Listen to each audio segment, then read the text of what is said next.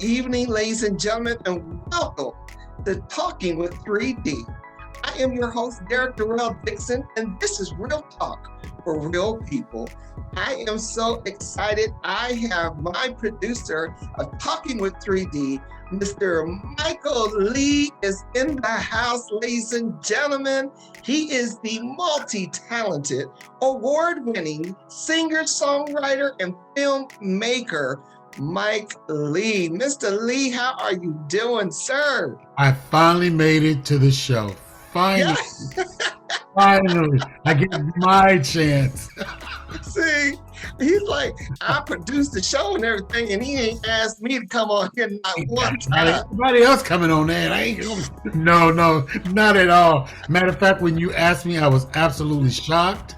I was backing out, and you were like, oh, no, you're not. And like, okay, yeah, you got it. I'm there. I'm not gonna. Yes. First of all, I can't say no. It's it's our show. I'm so grateful to be a part of this incredible show that we do every week. Derek, you do such a wonderful job. I'm so proud of you and what you bring to the table, what you bring to your audience. It's authentic. It's real talk for real people, and I'm a part of it. So I'm grateful. So thank you. I appreciate it. Bless. Appreciate it. Be with you. Listen, it's so exciting that when you meet people that come into your life and it's all orchestrated, and God makes no mistakes. Yeah. Everything is so orchestrated. And the first time I heard about Mike Lee, I was already acclimated with another show, Helping Brothers Out. And I was starting a new show, which was another great show that is. Yeah. Yes. So we had mutual friends that were trying to get us to collaborate together. And at first I had an attitude. I was like, I don't know Mike Lee. I don't know Mike Lee. They want me to call Mike Lee. What am I calling Mike Lee for? I already got a show. What y'all talking about? Call somebody. So we kind of hit and miss and everything, and we really, we kind of chatted, didn't talk or not like that. So some months had went by, and I was again trying to get this other show started and everything. This is the show that we are talking about are on right now, Talking with 3D. And again, Mike Lee's name came up, and I was like, let me call this Mike Lee and see what Mike Lee is all about. Okay, now listen, let me pick up from there, Derek. Finally, we get on the phone. I don't know if you remember, we get on the phone and we're talking it through, and I'm just too busy for it. I'm like, I don't know what I can do. I said, well, I'll tell you what, let me give you the stuff. I'll tell you what you can do, and you can kind of do some research, and you do it, blah, blah, blah. And you said, okay. And, we kind of went, we got off the phone. I think 2-3 weeks later, we were back on the phone again. Yes. And at that particular time, I look for patterns in life and spiritual patterns and all these types of things. And we were back on the phone. I'm thinking, why am I back on the phone with this young man again about this show? Why am I back here? So, okay, God, I need to pay attention. Yeah. Yes. And the rest is good. That's all I have to say. That I remember. But where you left off is exactly it. Doors are opening up for me, and things that you have prayed for, and here doors are opening up, and I was about to shut that door because of my ego, my attitude, who I thought I was, and where and it's so funny how when you are you think that you're established, and you don't think, I don't need nobody to do this. I don't need nobody to do that. And God places people in your lives just to enhance what you are doing. Yeah. That's what me and Mike Lee have established. Absolutely. We have established this relationship, this friendship. Absolutely. And have started moving forward. And I am so glad that I did, because otherwise I think I would have been stuck. I wouldn't have been where I'm at right now. So I appreciate, Mike, everything that you have done. Thank you. Have taught me, because I am just blown away. I want to tell y'all a little bit about Mike Lee, and I know a lot of you know Mike. People, close your ears. This is the boring part of the show. I know a lot of you know Mike Lee that are watching right now. But you know how you think that you're like, I know this person, but do I know this person? And when Mike sent me over his bio, I called him up immediately and I'm like, who the hell are you?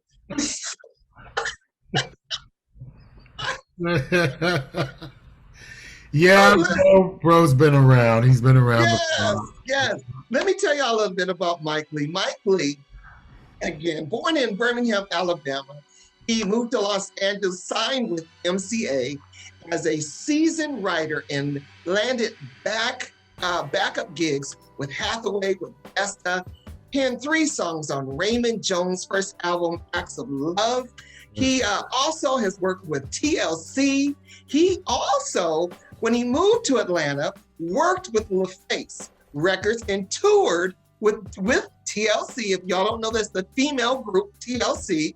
And also back up, he went 2 tours with TLC. Yep. Well, listen, also, I'm sitting there reading about Mike. He's traveled the world as a professional background singer. Also, he's also been a lead singer. And I'm just like, Mike, you never, and this is what astonishes me. You never know who you're entertaining or who you might meet. And you always have to put your best foot forward, because you could have shut the door on me if I came in here with a nasty attitude and all that kind of stuff, and literally shut the door. Like, who's this I think he is? And we never discussed this, Mike. You know what? We never It's so funny that you say that, because all that's true, but you never gave me any of that. You gave me your talent. I could feel your talent. We talked back and forth. But the main thing is you were very humble.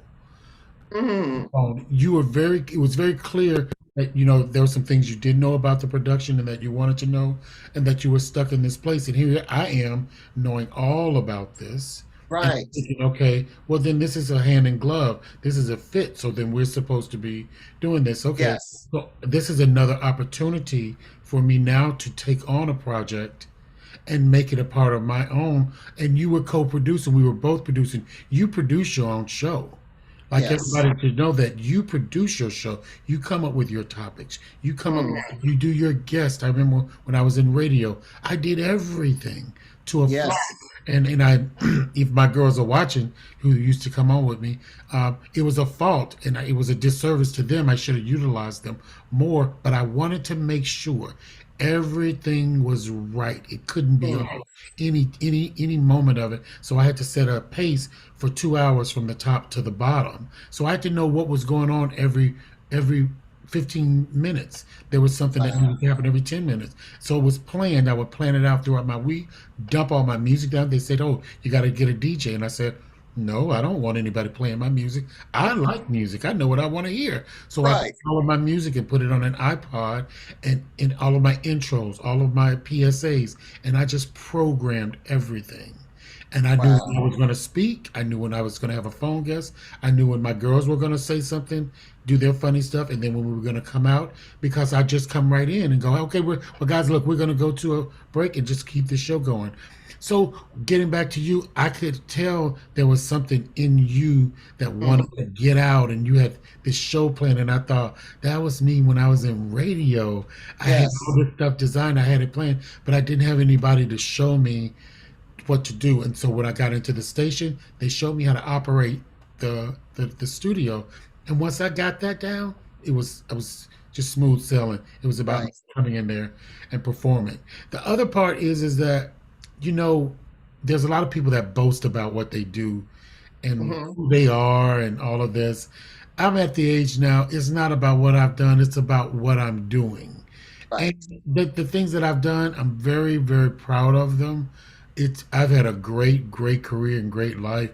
Jesus Christ, have I had Mm. an incredible life, Right. especially during the 90s when hip hop music was, just flourishing. You had the Budweiser Fest and all of these festivals when you'd have a group of people, black people, Mm. young music, the ones that are out now, the big entrepreneurs like the Puffies and all of these people, they were on tour. These guys were out working. They were working Wow. the stage. Mary, him, Biggie, Lil Kim, Foxy Brown. We were on tour with all these people because of my association with TLC. They were the Mm, biggest female group, in the '90s, and so me getting involved with them got me to see and experience so mm. much across the world and touring with music. So I'm very grateful for that. But I saw that in you, yeah. Yes. Listen, I got to get to the messy part because this Come is on. this is what the readers, this is what the listeners really want to know about. Because you travel with TLC. Yeah. TLC came out with their bio movie Uh-huh. and allegedly made some statements Uh-huh. about working with certain producers and things Uh-huh. like that, Hmm. and that they went on tours and did big shows, they Grammys and everything. TLC was the Huge, hottest huge group. female group around, Yeah. and claimed to be broke, not have a dime. They weren't getting paid. So what we want to know as the listeners, because you was the background singer for TLC, did you get your change? Did I get what? Did you get your change? Yes. TLC paid me very well. Uh-huh. Um, and they did have a lot of mishaps. There were three young girls in the business coming Do into. you Mhm. No, do go you ahead. think it's because of age, or they didn't have the right guidance to You know take? what? Let me tell you that there were three young girls from all across the world. You had Lisa, who was from Philly. Then you had Rosanda, Chile, and then you had Tion, lovely Tion, who was from oh God, was Idaho, Iowa. Right, My mom right. was from Iowa, and so all of these girls from different parts of the world, but not very astute and educated in Mhm. contracts, business, music, but they were the most talented girls. They had talent that they wanted to get out.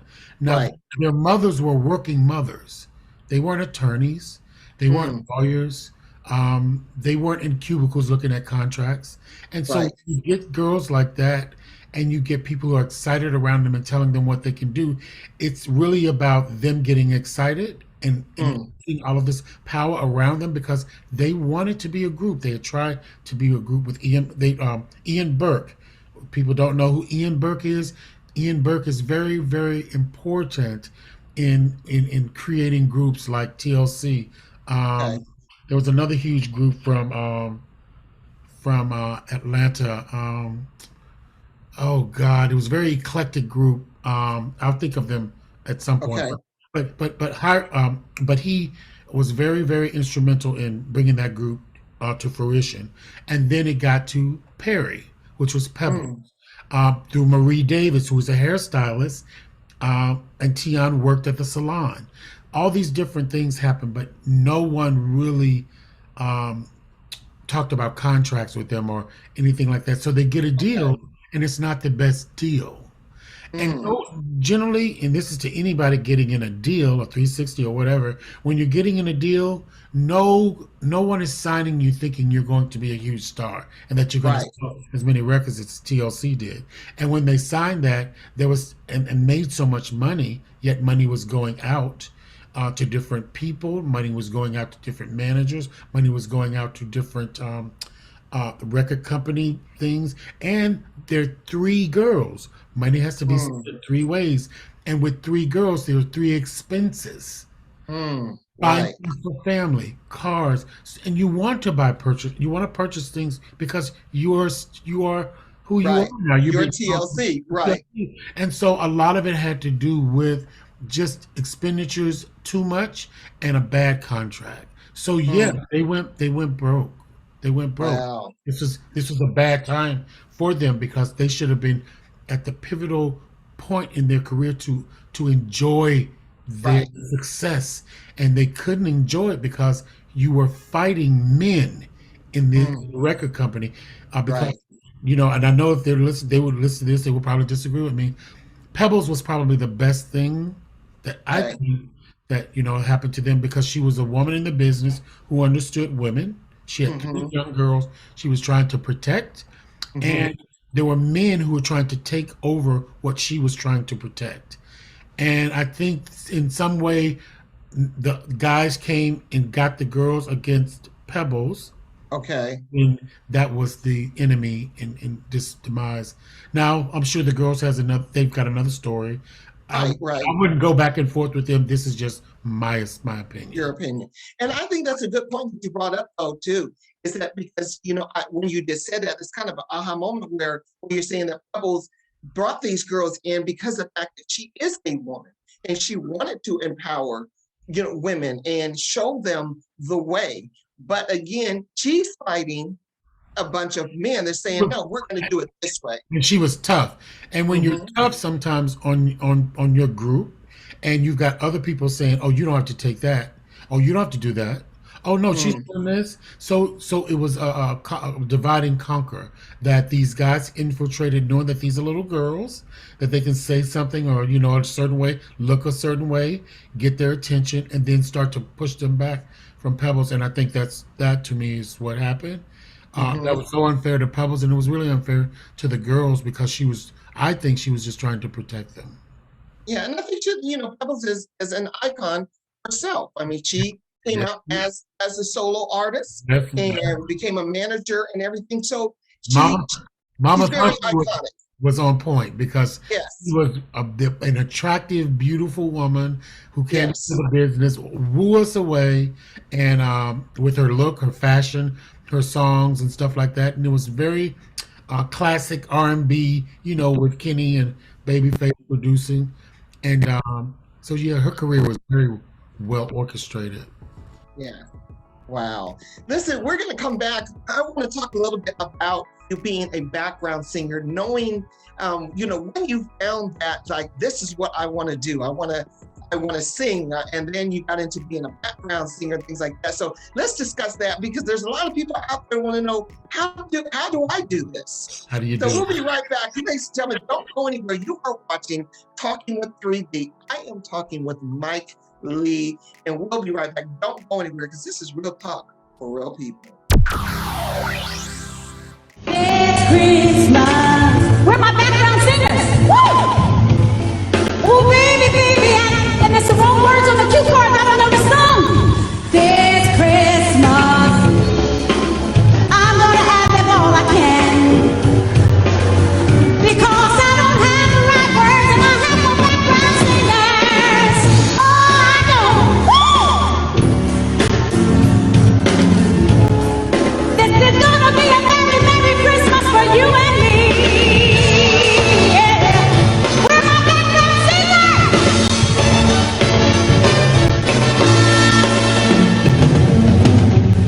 Presents and cards are here.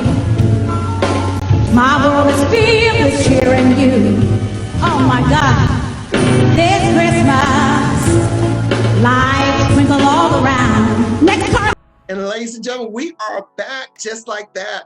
Listen, we are talking to award-winning, multi-talented singer, songwriter, Mike Lee. He is the producer Talking with 3D, and we're also going to be talking about several other shows that he produces and his talk shows that he is producing, and his new network, Plushwork TV, which I am a part of. So we're going to be talking about that as well. But Mike, I want to know, because there's a lot of our listeners listening right now that inspired to sing. And I know a lot of background singers that we grew up listening to are now multi-platinum recording artists that have their own, music and things like that. I remember Kelly Price was a backup singer, and so many of our R&B singers started as background singers. Where did you discover, first off, that yes, I can sing, and then get yourself into being a background singer?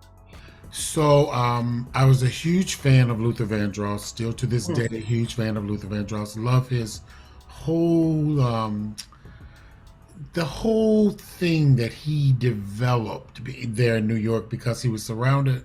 His story. The Luther Vandross story is a great story.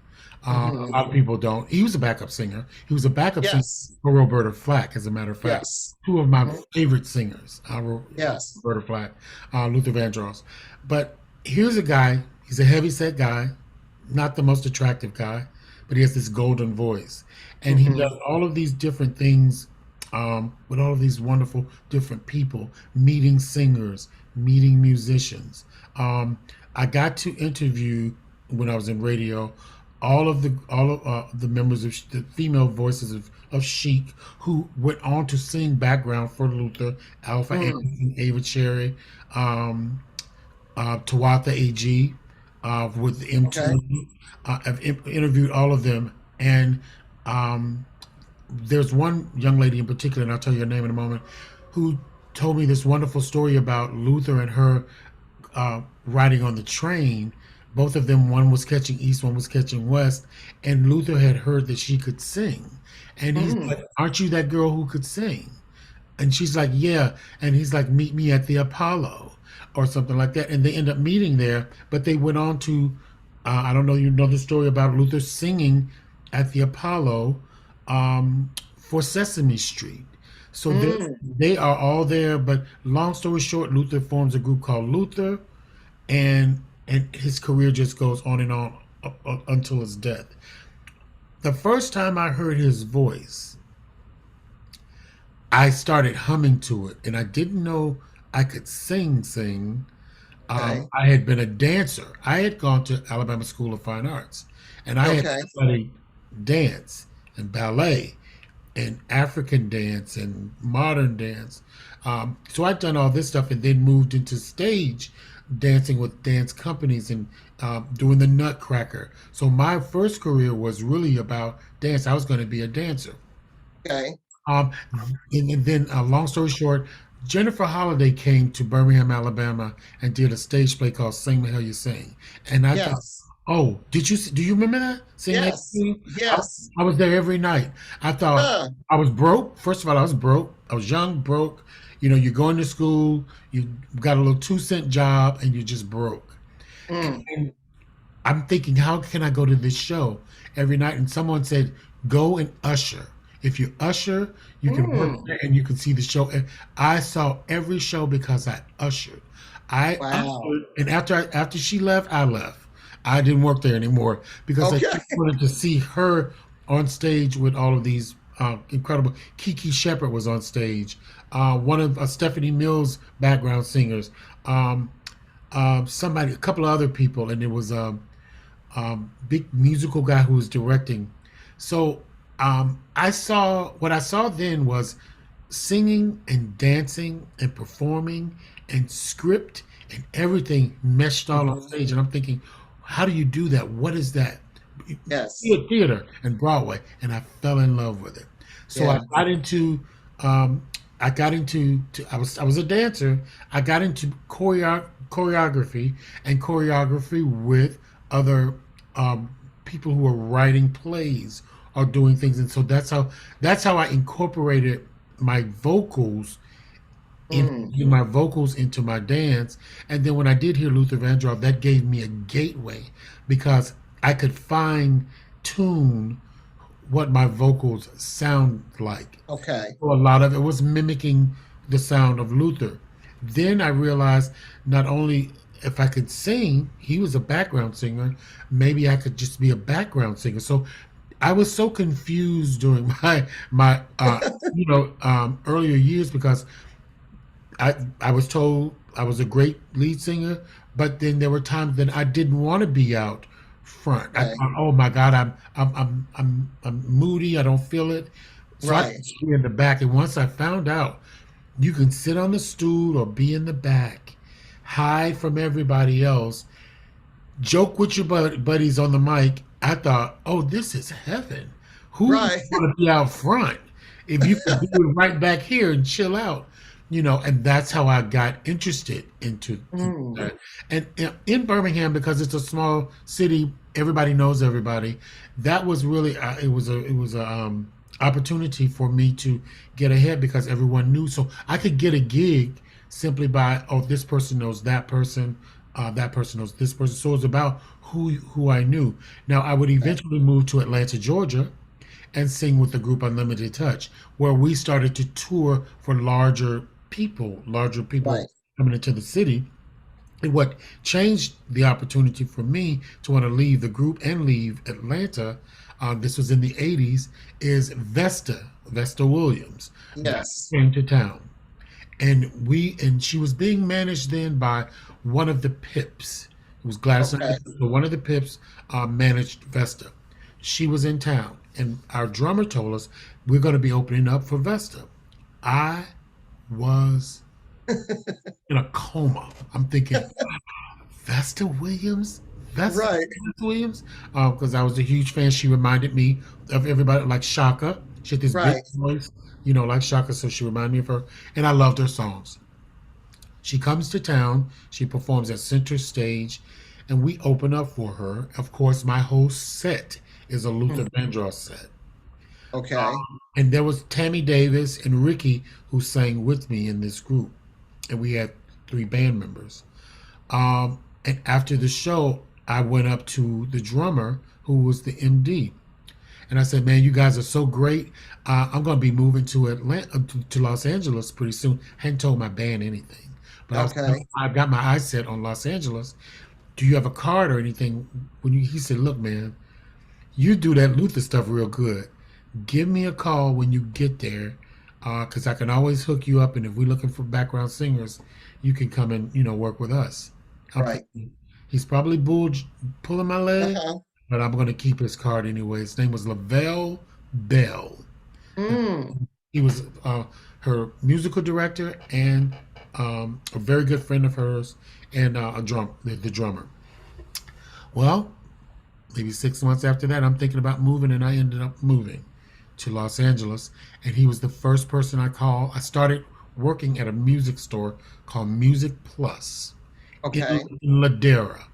If you guys are anybody from California in Inglewood, if you remember, Music Plus was by the grocery store and the little chicken place. That's right over there.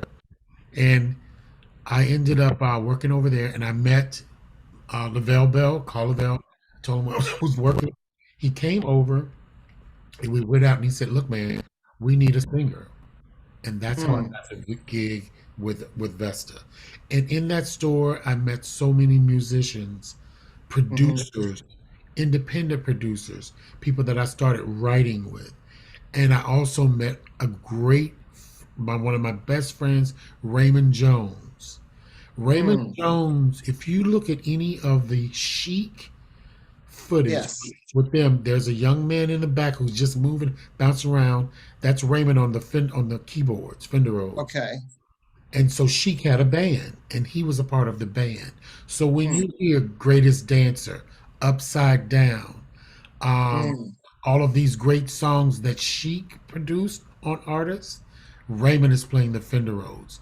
When I Wow. met him, he was in a group called State of Art Mm. that was produced out of New York by Spike Lee. Okay. It was him and one of the group members of Chic. And that's how I met him. I didn't know he had any attachment to Chic. I knew him from the State of Art group. And when I met him, I was just going in on him and everything. And I think it took him aback because he didn't know anybody knew who the hell he was. Wow. And so once I met him, he brought me in to his studio, his camp, and that's how I started to write music, Mm. to know how music was formulated, how studio sessions worked, how vocal contractors contracted vocal people. You have Okay. you have something called a vocal contractor that will hire the singers who has a relationship with singers. Sometimes it's not always the producer. Right. What Right. it's the person that actually handles the vocals, teaches the vocals. The producer tells that person what to do. That person tells the vocals what to do. Um, Okay. and so I got into all of this stuff. So Raymond, if you, he wrote for Patti LaBelle. He Mm. wrote on Whitney Houston's first album. Oh, wow. And this guy is teaching me the ropes. That's why I said I've had a Mm. very blessed life because who gets to do that? Who gets Right. me to get Right. to do that? Which is how I ended up on a track with Layla Hathaway. He Okay. produced a song called "Do You Suppose," Wow. produced in there, and so I'm just there. He says, "Hey, go in the booth. I want you to lay some tracks down." I go in there, I lay them down, but Lori Perry, I don't know if you've ever heard of the group Perry. I don't remember Paris. Okay, some people call them the Perry sisters. Okay. Yeah. Yeah. Yes. Yes. They're four Yes. girls out of Los Angeles who used to be singers for Anita Baker. Right. And Yes. and they were signed to MCA. Okay. So Lori is singing the song, demoing it for Layla. Mm. And they're adding the vocals on. Okay. That song ends up on Layla's album. Wow. Whose vocals end up on it? Yours truly. So Wow. I got a chance to do a lot of work like that with Raymond, where my vocals will just pop up and just be on somebody's album. So I got a lot of work through him.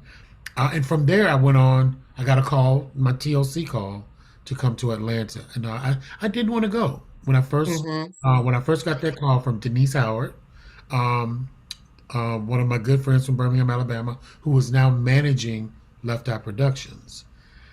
She had gotten her job at Left Eye Productions because she worked for Pebbles over at Savvy Records. Gotcha. Pebbles had a company called Savvy Records. She had her own record label. So Denise was working for her. Denise calls me up and said, "Hey, we're going to be coming to Los Angeles." And I'm like, we who? Me, I'm with a group now, TLC. We're all going to be coming there because we're shooting a video. It was it Creep? It was, yeah. There were 3 versions of the Creep video. Okay. That was the second one that they did in Los Angeles. So they came. I met the girls, had fun with Denise, saw the video. They left. She calls me up and she says, "Look, I'm putting together the band for the tour. Sure. Are, Okay. are you interested?" And I told her, "Nope, I'm actually out on the road with Vesta. Uh-huh. I saw the girls. They're all right, you know." Right. Because You know, Vesta was this R&B singer that sang. she was R&B diva. I'm not Yes. gonna leave. And then, like you said, TLC could sing, but they were pop. They were Well, hip hop. what I didn't understand even at then, because obviously I should have jumped at it, but Mm-hmm. I hadn't gotten into hip hop and rap and all of that. I was a jazz and R&B snob. If Okay. it's jazz and R&B, I don't even want to hear it. Turn it off, click it off. So I was, I wanted to be on singing on Arsenio Hall and I wanted to be on those shows. I didn't want to be on anything that had to do with hip hop or rap. Wasn't me. Mm. So I watched the video. I think it was Hat to the Back, and I'm thinking, oh, that's catchy. They'll Uh, catch on. She's like, and I know Denise is thinking, yeah, well, you don't understand yet. I'll give you another try later. So I said no to that. She calls me back and she asked me, she said, "Look, we're getting down to the final. I got this one slot open. Do you want to?" And I was like, "Well, Denise, I'm really happy here, blah, blah, blah." I was like, uh-huh. "Here's the mistake you made." I went, "How much what are you guys paying?" And when she Right. told me the specs on the tour and what I would be paid and per diem and what it would entail, I was like, "Oh boy, you better get the hell out of here." Uh-huh. Immediately, I put in my resignation to Vesta, who was a doll to me. She was one of the sweetest people, and Vesta was literally a bitch to work for. Mm. She Okay. was a Sagittarius. She was hard. She was. Right. It was her way or the highway. Okay. If you missed a note, she'd call you out. If you missed Oh, wow. a beat, she'd look at you funny, and she'd talk about you in the dressing room. Mm. He was not. She didn't have it, and because she went through a lot, being heavy set with record industry people. Right. Once Right. she got out and through that, she could be very difficult to deal with. I experienced none of that from. Mm. I Okay. never pushed her. I never. When I came to rehearsals, excuse me. I was always there ahead of time. Wow. Because I loved what I did. So when I would come to rehearsals, I would probably get there an hour ahead of time. I didn't have a car. So I Hmm. would always have to, catch the bus. So in catching the bus, I would get there. You want to get there ahead of time because you don't want Right. to. And I didn't live that far from the rehearsal hall, so I would take the bus there, and I would get there very early. So when Lavelle, all the band members, everybody would get there, I'm already there. And a Hmm. couple other times she showed up and she was like, "Boy, you here early?" And I was like, "I'm always here like early." And Right. I think she got, oh, this cat is really here for the work. He's not here for me, the Right. buddy buddy. And I wouldn't. I loved Veston. I was a huge fan, but whatever I came to work to perform or sing, I put a whole nother energy on because Okay.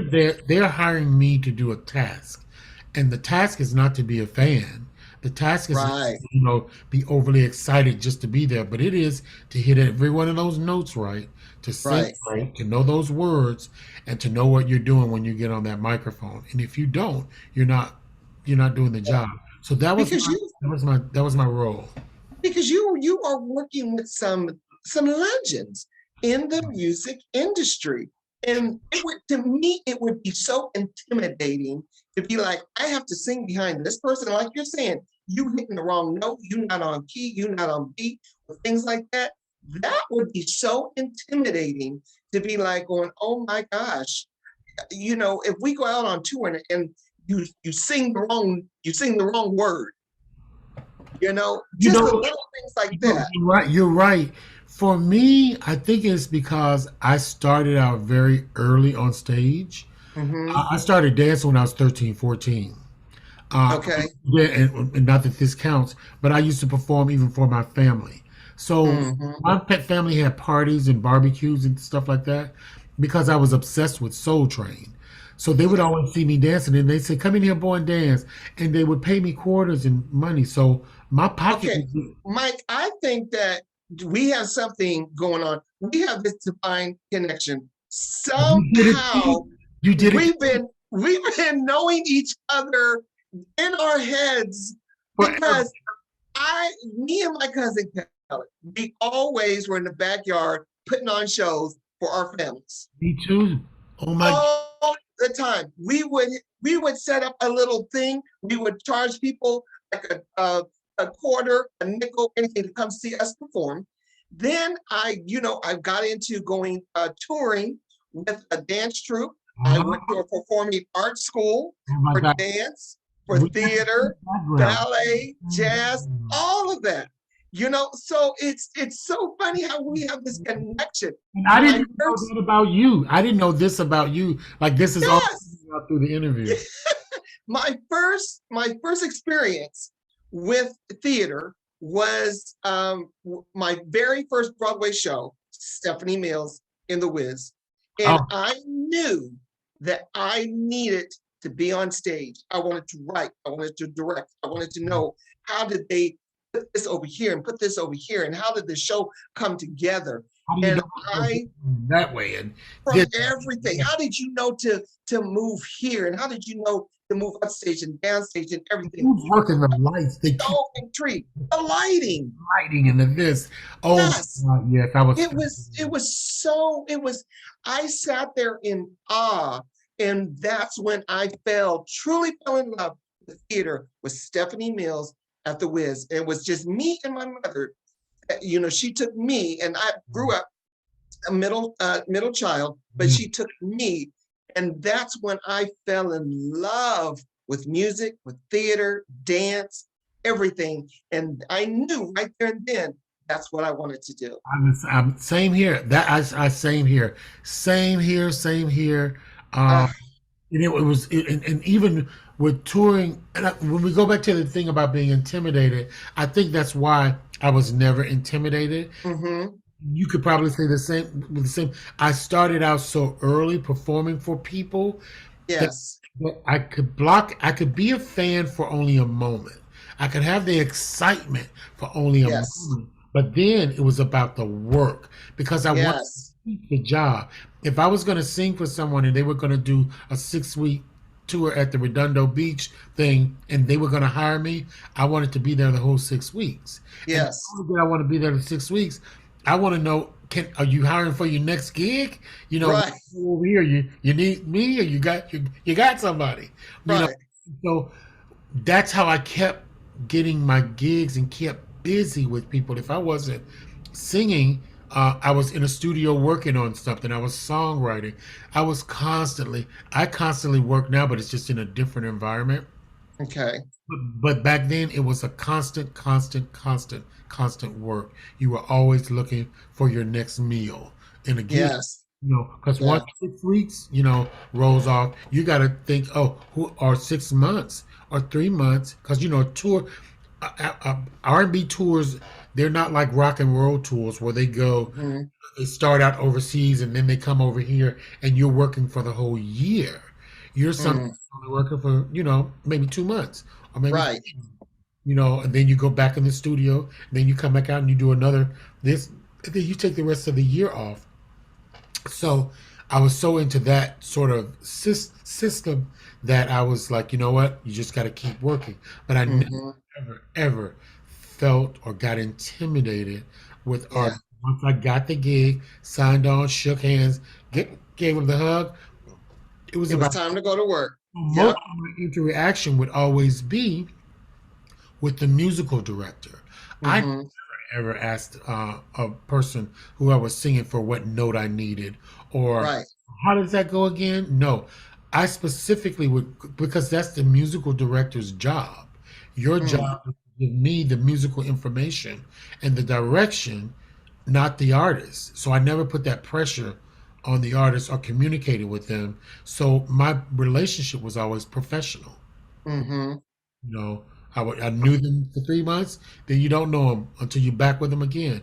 No phone calls. No, can you hook me up? It was a professional relationship throughout my career. And the only time I was ever in friendships or constant relationship with people, it would be with producers and music Okay. directors because they were the one instrumental for getting me my next gig also Right. because they were playing with different artists. So I came up knowing the game. Right. You have to decipher and know the game to play. It's not about getting close to an artist. It's Hmm. about going under the carpet and getting really dirty there because that's how you're going to get your next meal or your next job. It's so Right. I like when we were talking about being intimidated and doing the work. And I remember where I knew I was destined for something great. uh-huh. When I was sitting at a Diana Ross concert, I was 18 years old, and I was sitting in the fifth row. Uh-huh. And Diana Ross was singing Beat It by Michael Jackson. Oh, okay. And she said, "Does anyone know how to moonwalk?" I jumping up and down, because Michael Jackson and Diana Ross, that's all I had on my walls was Michael Jackson and Diana Ross on my walls. So to be at her concert, she's singing Michael Jackson. She's asking if someone can moonwalk. I jump up, and people around me are pointing. They didn't even know me, telling them he can, not knowing if I could or not. You must So have been dancing enough, so they're like, you better get this guy. get this guy. So she says, "You come here," and I'm like, "Okay." Now, she did her concert was in the round, so it was the Uh-huh. stage, Uh-huh. and this was in Denver, Colorado. They whisper in my ear, "Okay, kid, calm yourself down. Don't do this. Don't do that." And I said, "Okay, I got you. I got you." So Uh-huh. I got up there and I did the whole Michael Jackson routine because all I could see was lights, the roar of the crowd, and everything. I knew what my assignment was at that time. Oh, that's beautiful. That was to take this crowd by storm because this was my opportunity. So I did the whole routine and stuff, and she was like, "You're supposed to come up here and moonwalk." I said, "I got you. 1 second, I'm not done yet." Right. I got this, Diane. I said, "What? You just sing the song. I got the routine." So, Right. so, but it was the greatest moment in my life because, again, I knew, okay, I am destined for something because the fact here I am, you know, two legends. I'm here with this legend. She's singing the person that I admire, and I get picked out of Out of thousands out of of the people. entire place, you're up. You're up there. I get picked out, and Yeah. I'm like, wait, what? Yeah. So you have those opportunities. Someone told me you don't have to get ready if you stay ready. Stay ready. She said it last week. She said it last week, and that's the truth. I keep that in the back of my head. You don't have to get ready if you stay ready. Be ready. That is so true. In everything Yes. we do. In everything we do. Everything. Listen, I don't want to run out of time because I want to come back and I want to talk about plush work and what you are doing with plush work and you working in radio and what you're going to be doing with plush work. So ladies and gentlemen, don't go anywhere. We're going to be right back. So don't go anywhere. I'm here with Mike Lee. I'm talking with 3D. When we felt like we didn't have anything, it was music that gave us a voice. We could tell each other in a song what we couldn't say in words. Learning music changed us, making us even smarter. We learned to harmonize together. And now we can go anywhere our dreams take us.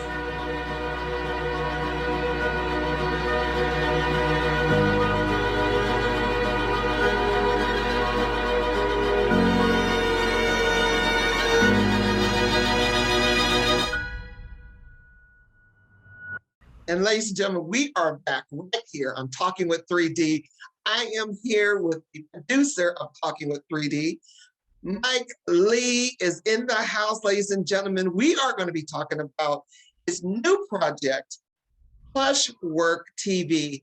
And again, just to be a part of something when people have ideas and dreams and put it all together. And here I am at the beginning of something that's going to be bigger than life. It's going to be, great for, you see networks like OWN, and you can hear people talking about now, oh, turn on Plushwork TV, see what's going on Plushwork TV. I can see it, I can feel it, I can smell it. So I am excited, and I thank you for allowing me to go on this journey with you, because opportunities come, you got to take chances, and you have to believe in people that are taking you with them. Yes. Wow. Yeah. So I think this is exciting. I'm excited for you that you are doing this, but your background is so extensive that what else, this is just the next for you. Yeah, and it's funny. Plush Work came from. I was working with in 2010. There was an African artist that was here, and his name Danny Ayeri, talented brother. And he was finding himself, and he got to a place where he didn't have anywhere to go. I brought him into my home. He had all of his equipment and stuff like that, and I was just like, set up, you need to start writing music, you got to put yourself out there. And he said something like, yes, when I get through, this stuff is going to be plush work. When he said it, it was almost as if God was saying, what you did for him, I'm giving you this. He passed on the mantle. And when he said it, I said, plush work. Plush work. That's the name that I want my company to be. Yeah. Then he said, go for it. And even to this day, he'll go, how's my company doing? I said, Danny, our company's doing just fine. Right. Because he'll always have a home if he were to come back, or wanted to do something musically. He's a brilliant songwriter and producer, but that's where the name came from. And and I started using it for all of my film projects, independent film projects. I did, oh God, tons and tons and tons of music videos for independent artists here. So much that I got too tired of it and Mm. worked myself out of that into feature films and short films. We did our first short film in 2019, Dream Deferred. Another young lady and myself teamed up to do that, and it was a wonderful film. And so I'm waiting to do more short stories and to Okay. especially feature films. But plush work, I didn't even think about an app. It was never meant to be anything. Hmm. Just a production company. But as time evolved and apps became a tad bit popular, I thought I'm trying to get my stuff on platforms, and I keep bumping into walls, Okay. issues. Uh, Right. Most of them were issues where you signed up, and once you got there were um, just bad dealings, or Okay. you get there and you find out, oh, you've got simple things that turn me off. We want everyone to sign up for the subscription. I don't Right. feel that I should come on your platform and give you a Right. subscription to something that you want customers to pay for. If I'm going to pay to be on it, I'll just pay a fee. Hmm. Something, a subscription. I think that's just, I don't know, maybe it was just me or whatever. But so when I got to thinking about having my own app, it was during a time when I had signed up for something and the background wasn't working with it. Okay. Well, nice for a while, but then there was some static there, and I thought, I don't want static anymore. And in order for Right. me to have some true success with what I'm doing, I'm going to have ownership. I have to own it. Uh, Right. so I thought, well, you need to look at getting your own app. You can still be Mm. involved with other apps, but you need to get involved. You need to have your own structured app that you want because you are a content creator. Okay. We're content creators. Right. And I'm one double time because I can film my own stuff and I can edit my own stuff and then I can distribute it. So Right. it's just about having the right audience to distribute it to. So um, I'm proud to say that the app is up and running. We are not live. We're not going public yet. Okay. It's up and running. All of the bricks have been laid. All of the foundation is laid. Because if anybody know anything about getting app developers and Apple to communicate, it can be an act of Congress. Okay. Apple does not play. They Hmm.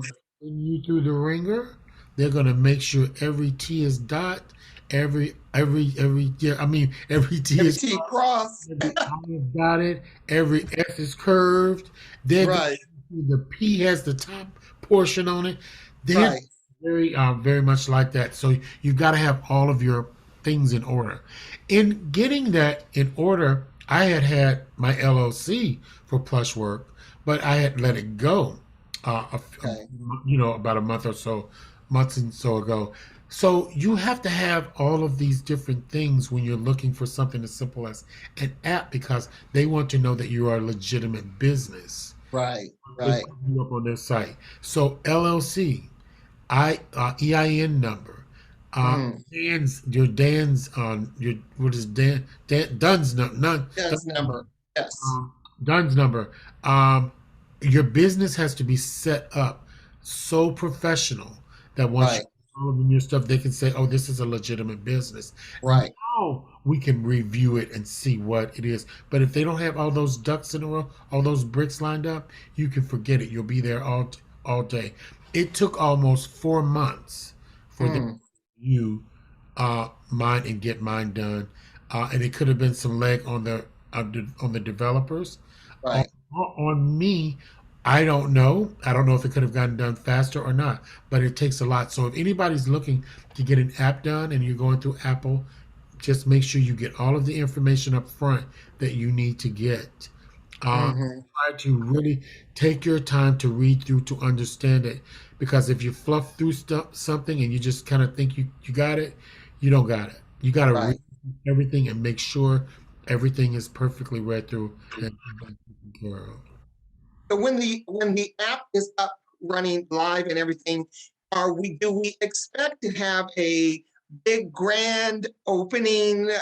What do people expect so we can let them know about Plushwork TV? Most definitely. I was just talking with someone tonight. So the fact that it is up and running is good. I don't want to go live yet because Okay. I want to, you know how it is when you get a house and then you Right. furnish it. Yes. So I want to furnish the house first. Okay.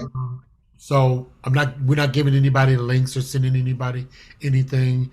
We've got a few things that are on there so that the developers could actually get the ball moving because Okay. we have some content on it to fluff it and give it over to Apple so that Apple can look at the design setting and everything. So I was able to do just enough of that to make that. Mm. Now I want to go in with my bib, fork, and knife and start moving everything around Gotcha. the right pieces in the right places, the right colors, the right shows up front. You know that are the shows that we all love, and the shows that can bring some attention to the shows and to the platform. And so there will be a party. There will be. Okay. I'm thinking the first part of next year. Okay. Somewhere within the first quarter. I'd like to be around Black History Month. Mm-hmm. Not, I'll look at March probably as Okay. that day. If I don't do it in March, then I'm open to the second quarter. Right. And some people will probably say, "Well, that's a long time." I'd rather the right shows are on, Mm-hmm. launched with not 1,000 shows. I don't want 1,000 shows. I want Right. perfect amount of shows Be right. used perfectly that That's people right. identify with. I don't want shows competing with each other. So Right. if Derek shows on, that's Derek's slot, and there's no slot like Derek's because I want Right. people to come and watch Derek. And if I'm on, Right. my show and Derek's shows are not competing. They're not alike because we have a whole different appeal, I think, That's right. Right. vibe. And then I'm creating other shows that I may be working with. So I'm not sure if the Mike Lee show will be up front for that, or if there's another great show that I'm working Right. on called Press the T Okay. with my dear sweetheart, Ask Alex. Her name is Alexandra. So she and I have a show called Press the T. We've been getting Okay. really good feedback from that show. And Mm-hmm. that might be the show that I'll still do my Mike Lee show because Right. these one-on-one interviews, but that might be the show that I press a little harder because it's a mess. It's a mess. Right. I'll go ahead and let you know it's as messy as Wendy. It's, See. it's muddy as Wendy, messy as Wendy, and we don't go for what we don't do. We're not going for anyone's throat. We Right. just talk about those situations and the hot topics. We give our opinions, and it's like you with Real Talk with Real People. We're just keeping it 100. We're not, Right. mm, if someone fell, yeah, they fell. Right. They fail. Right. Yeah. You know, and I love stuff like that because of the fact that a lot of people get mad. You bringing up Wendy Williams. A lot of people get mad when he brings up these topics, but it's topics that they have already brought up. She's just talking about it. It's not like she is Yeah. putting out their dirty laundry. No, you've already did it. Like you said, you fell. Yeah. You did this, you did that. So 2 days ago, and we're just going to tell you now what we think about the fall. right, that's I'll it. give you an example. One of the topics that we had last week was Jussie Smollett, where he was my topic. And, Yes. I, God bless him. I want to support him, but Right. I have real feelings about someone with that caliber. There's so many people that want to get out here and work and be seen and to be on. Right. And when you Right. get the opportunity to do it, You don't screw it up by going out saying that some white man put a noose around your neck. And screw your family. You screw up Thank you. the people that you work with. I have Right. so many big issues. I'm irritated by the fact that that was done, and it was done by Yeah. a gay black man. And there are trans and gay people every day who are Yeah. treated this way, and it makes it a little bit harder for people in that community to fight for rights because they can now go, oh well, is this a Jesse Smollett situation? Is true or not? Yeah. Because what's going to happen? And Yeah. so when I see this, and then people, everybody's got their opinions, and everybody can pray for him and be on his side. I am not on his side. Yeah. And I don't want, not that I want him to go to jail and to be whatever. Right.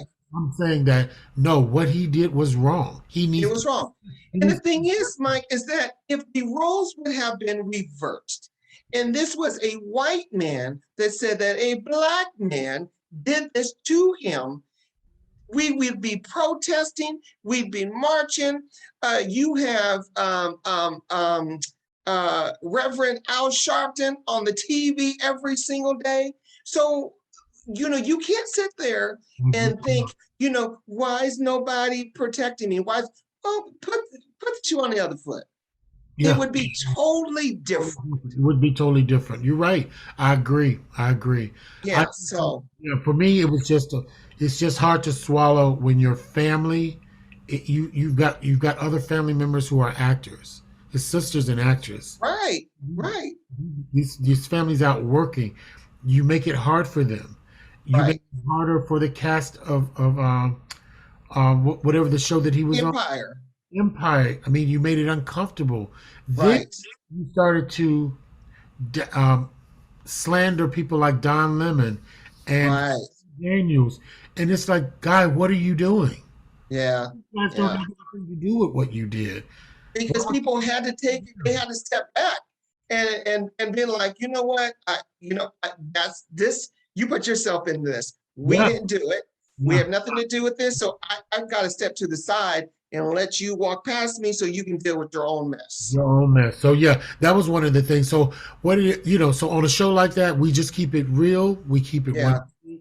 It is definitely messy. We kiki it out, and Right. it's a great show. We've been getting some really good energy from it, so I'm really proud of it. Well, I'm excited for it. I'm excited for Plushwork TV. Ladies and gentlemen, you got to make sure that you tune in. And once it is launched, we're going to make sure that and it's going to be bells and whistles and inviting people out. So I am excited. We're going to be looking for content, reality shows. Also, I do want to say this. There's a company called IOM, IOM Image of a Man Network. Cliff over there. So there's no competition. His brand does one thing because it's about image of a man and some really quality and great stuff that he wants to do. What we're going to be doing is it's going to be probably as ratchet as you see it. More streamlined to television of what people gravitate towards. Right. We're going to work as hard to get people to watch. So That's if right. it's messy, it's just messy. That's right. I'm not trying to, I'm not a pastor. I'm not trying to heal the land. I need to be healed. So pastors come out there and heal me, but so I Right. do what they want to see, and I'm not trying to make our community look bad. That's something I Right. don't want to do. I don't want to make culture look bad or any people. But if people have a story or something that they want to sell, and if it's good, we're going to put it on. Yeah. Well, listen, Mike, my producer just sent me a message telling me that we're about to run out of time. So to wrap it up. So Oh, you got a new producer now since I better get back to work, y'all. I better get off this platform. you got to get back to work. I'll lose my job if I don't get around with y'all trying to be famous. Right. Listen, I just give somebody first I'll tell everybody where they can find you, Mike. You can find everything on all of the shows you can find www.plushworktv.com. I am on social media at the Mike Lee Show, at Plushwork TV. And please watch the The Real Sister to Sister 2.0, Mm-hmm. Jamie Foster Brown. There's also Janine Hovel Cox, who has an incredible show called It's All Legal, and she's also doing celebrity interviews. Also, Jamie is on, and we've got some other people coming on. Our show pops up on there too. So I'm very proud to be. Jamie's like my mom, and I'm so proud to know her and to have met her. She is a special lady, and has done a lot for this culture and community, and we owe her a lot of respect. We owe her a lot of flowers. Uh, Yes. so big ups to her. But that's where Yes. everyone can find me. Give somebody that is listening right now that is striving to, a lot of people want to be in the entertainment business. They want to start their own talk show. They want to start their own podcast. And they get in a rut, or they don't connect with the right people. What advice would you give that person that's listening right now? I've been there. So my advice is everyone is brought here to do something, Mm-hmm. not the same thing. They're here Mm-hmm. to do what they're supposed to do. God has a light. Everyone travels around with their own little light. Yes. Stay in your light. Stay in Don't your be lights. anyone else's spotlight. That's not your Mm-hmm. light. Stay in your light and never let anyone tell you what you need to do. Don't change the color of your light. Don't Mm-hmm. change the hue of it. It is your light. The universe gave it to you. We're all brought here with something special to give. And you might Mm-hmm. not be an actor or an actress. Maybe you're good at customer service. Maybe you're good at something else, being a doctor or lawyer, or you're good at driving. Find what you're good at. Mm-hmm. Stay in that light. Make that work. You can break off into other things in your life. You, Mm-hmm. I've gone through so many stages in my life, and each part of that life I can dissect. I don't do some of that stuff anymore because I've grown. I keep growing. Right. The skin keeps coming off. Mm.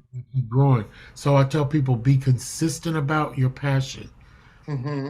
Consistently do what you do. Consistently be in the. If you entertain and you sing, dance, act, do all that stuff, do it and do it all the time. Don't just do it 2 or 3 months out of the month and then you want to take Right. off and get back to it. If you are a singer or a dancer, do it. You cannot Do say it. you're Yeah. a singer if you're not out singing. That's right. You're not a singer. That's right. You want to You gotta work your voice. Yes. but if you are a dancer Mm. or a singer, go do it. Go do I it. like that. Find a way to do it. But never let anybody change your life. Stay in I your love that. I love that. Stay in your light. Stay life. in your light, It's like because that light is only shining for you. that bulb is got your name on it. That light. Yes. You. And I just believe that because I've had so many other people to tell me, go down that road or go down that road. Mm-mm. If that light, Yeah. if your light ain't shining that way, and Right. you're so passionate about it, and that road ain't right, stay Yeah. in your own lane, in your own light. Yeah. I like that. And I would add to it when he says stay in your light, know your assignment. And if you know your assignment, your light is always going to shine on you. That's the beauty of it right there. Because when Yes. you know that assignment, and that was the thing, and that was me, Derek. When people tried to change me, I knew I could feel what I was supposed to do. So I would Mhm. listen to you out of respect. But I'm going to do what I'm going to do because I know who I am and what I'm supposed to be doing. Wow. I can feel it. It's a burning. It's a burning. Mhm. My Wow. my job with radio got me prepared to do the work that I do with you today. Yes. Yes. You told me See, that I wouldn't make it in radio. No, it's too many podcasts out here. You're not going to do it. I did it for almost 5 years up to the pandemic, and we were a #1 radio show here in DC. hey, by knowing your assignment, you know your assignment and stayed in the light. Listen, ladies and gentlemen, we could go on and on and on. Are we not So, doing part two? yes, we're gonna have to do a part 2. We gotta come back. Listen, before we go, I want to wish, because I know this we are coming up on the Christmas season, so I want to wish everybody have a Merry Christmas and have a safe holiday. I know that the COVID thing is spiking and things like that and everything, but you know what? Love one another, stay safe, and do what's comfortable and right for your family, because that's what it's important to do. We've missed out on so much in the last 2 years and everything. Now it's about getting back together as family and enjoying life. So be safe, have a merry and safe Christmas, Happy New Year. But we will see you back right here again. Mr. Mike Lee, thank you so much. It's been my pleasure. Thank you so much for having me, Derek. I am so honored. So again, we're going to have to do a part 2 and continue with this conversation. But ladies and gentlemen, thank you for tuning in to Talking with 3D. I am your host, Derek Darrell Dixon, right here on Plush Work TV. We'll see you next week right here. I'm going back to work. Okay. Bye, Derek. Bye.